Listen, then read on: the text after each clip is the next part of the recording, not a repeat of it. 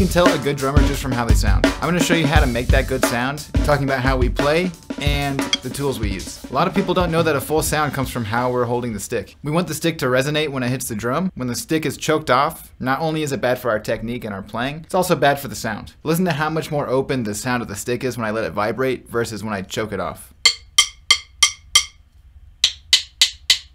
Some people don't think that the resonance of the stick actually matters with our sound, but it matters a lot. You might be enticed to let go of the stick a little bit for it to do that, but you don't need to. We want as much skin contact on the stick at all times because more mass equals more sound. We just don't want to impede the stick's natural resonance, so we have to keep a relaxed grip. Part of making this possible is by keeping a good consistent technique. If everything is working the way it should, you shouldn't have to make any adjustments while you're playing. Check out my technique video if you're interested in learning all the details behind holding the stick and using it to its full potential. So if the stick is resonating, now we have to make sure that the drum is resonating. On a drum, we want the top head, the bottom head, and the wood to all resonate. Some of this has to do with your heads and your drums, which we'll cover, but the way we hit the drum has a lot to do with our sound. When we hit the drum, we want to use enough velocity on the way down and back up to get things moving the right way and to get out of the way, even at softer volumes. If you want maximum resonance, don't move the stick super slow. Even when playing quietly, get in and get out. If our stick hangs out on the head for even like a millisecond too long, not only is it bad for our flow, but it's going to make the head respond differently.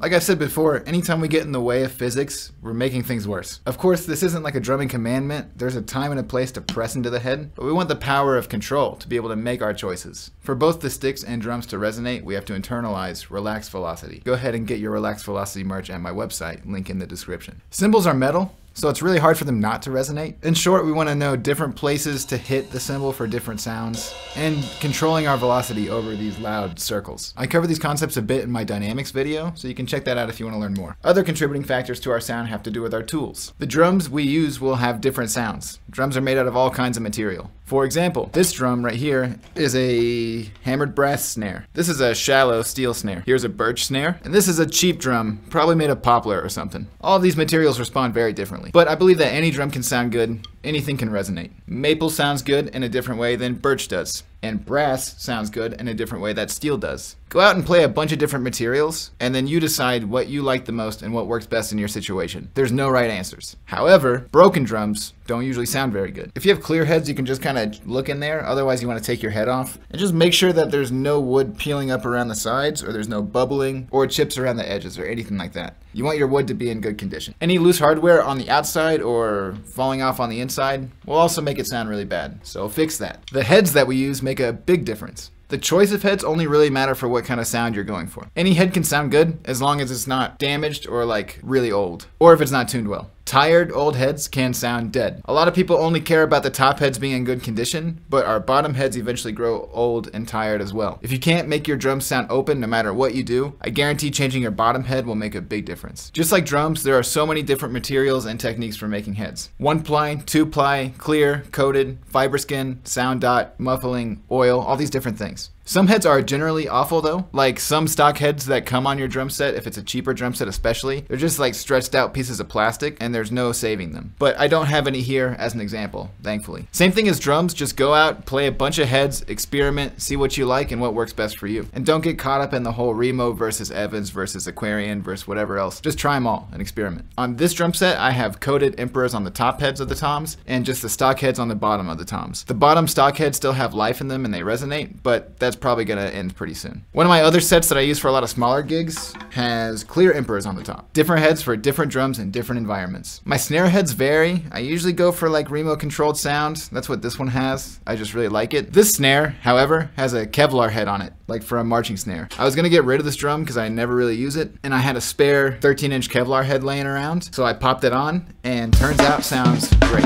So I fell back in love with it. I even used it for a gig yesterday. That Kevlar head came from my Snom, which is a marching snare that I converted into a floor tom snare. And for this, I wanted to have an Evans hydraulic on it because it's got that oil between the plies and works really well for this low sound I was going for. So you get used to what heads you're gonna like for certain situations, but you need to try a bunch of heads to really know. Any head can sound good if you know what you're doing though. Drum tuning plays a major role in how we sound. Don't overcomplicate tuning, but also like don't say it's not important like I've seen people say. I'll just quickly tell you how I do it, and I might make a longer video in the future about exactly how I tune. My way isn't the way. There's a bunch of ways, ways, but almost all these ways have the same universal concepts. I find success with having my bottom head a little bit higher in pitch than my top head. The bottom head changes the sound a lot. It's called the resonant head, especially on snares. Snare tuning has like 3 factors. You have the top head tuning, obviously, and the bottom head tuning. Just those alone, there's a lot of experimenting you should do to find a good sound. How the bottom head is tuned can change how the snare wires react. Too high or too low are gonna make these things act weird, which you can mess with by adjusting the tension of these snare wires. But just know that when you're trying to find the best snare sound, there's a lot of things you can do and so many sounds you can make. Doesn't matter what drum you have. Inversely, the snare wires can change the sound of the bottom head. If my snare wires are too choked, it's going to kill the sound of my bottom head.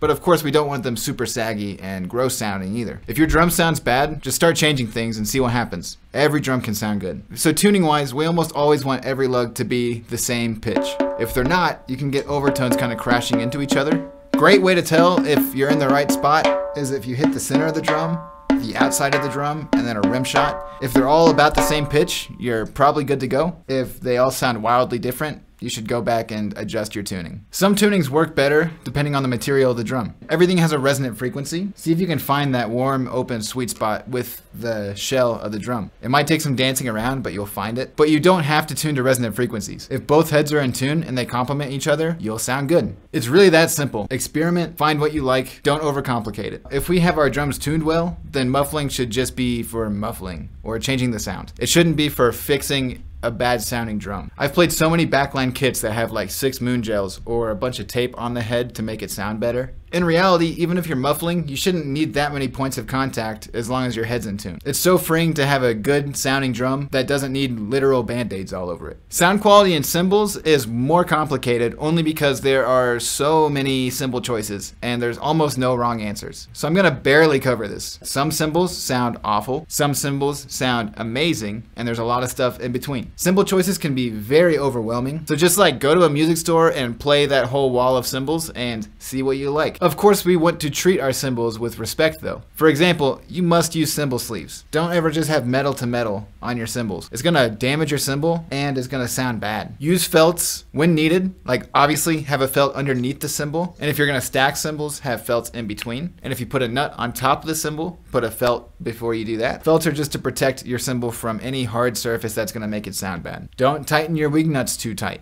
If your felts are super thick and the only way to get your wing nut to stay on is to tighten it tight, you're gonna start choking the cymbal. That doesn't sound good unless you want to do that. And then obviously make sure your cymbals aren't hitting anything. That doesn't sound good.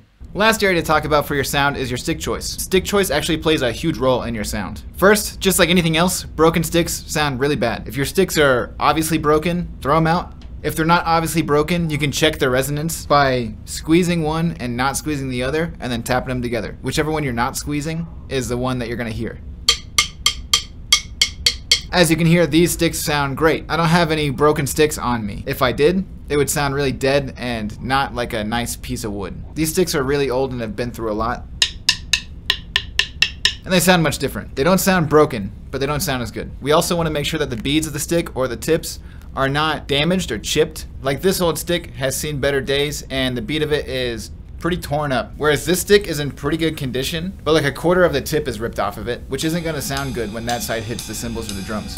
Different sticks sound different though. There's no wrong brands. I found that Vic Firth sticks are really consistent and feel and sound the way I like them to. But play with the sticks before you buy them. Even if it's a type of stick that you usually use, sometimes they can come with defects like a little bit warped, not resonating, not feeling good, all these things. Play with them before you buy them. Stick choice is about what you're going for and what feels good. You have to consider the length of the stick, how big it is, how heavy it is, the front weight, the back weight, the tips, the taper, the coating, all these things. But the different types of wood the sticks are made out of can change the feel and the sound of our rim knocks. The beads of the stick or the tips have a major contributing factor to the sound of our cymbals and drums. For example, these are my general go-to sticks. These are 5A barrel tips. I like the sound and feel of the barrel tips on the cymbals and drums. This is an Extreme 5A, super long stick, but with a normal teardrop tip. Here's an F1 with more of a circular SD1 General kind of tip. Here's the Buddy Rich stick with a really weird tip to it. And here's the ride stick with a tip designed for the sound it makes on the ride cymbal. Now when it comes to recording drums, I'll eventually make a video about how I mic and mix all the stuff with drums. But if you don't sound good and your drums don't sound good, there's really not much you can do to save it in the mix. All of the sound we make is in our hands and our tools. As long as you're taking care of your tools correctly and you're using a good technique on the sticks, you're gonna sound great. If you like this video, I have some more videos you can watch about technique and other concepts. Please subscribe and like and leave a comment, especially if there's something that you'd like me to cover. And be sure to check out the links in my description to my website if you want to sign up for lessons or get Relaxed Velocity merch or check out my music, anything like that. Thank you, and I'll see you next time.